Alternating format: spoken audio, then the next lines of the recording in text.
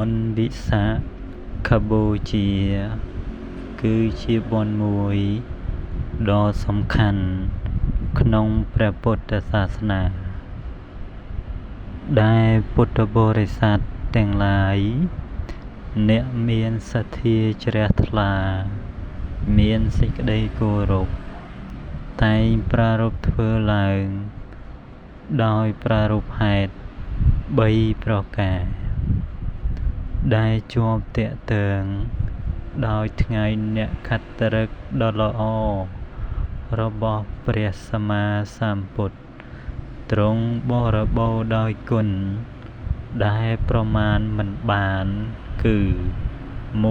1ប្រារព្ធដល់ថ្ងៃព្រះអង្គប្រសូតនៅសួនលុម្ពិនីចន្លោះនគរទាំងពីរ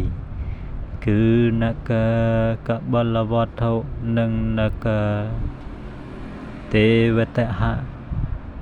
បច្ចុប្បន្នស្ថិតនៅក្នុងប្រទេសនេប៉ាល់2ប្រារព្ធដល់ថ្ងៃដែលព្រះអង្គត្រាស់ដឹងនៅអនុត្តរសម្មាសម្ពោធិញ្ញាណជាព្រះពុទ្ធក្នុងលោក3ប្រារព្ធដល់ថ្ងៃដែលព្រះអង្គបរិនិព្វានដោយអនុបាទិសេសនិព្វានធាតុសូមអនុមោទនា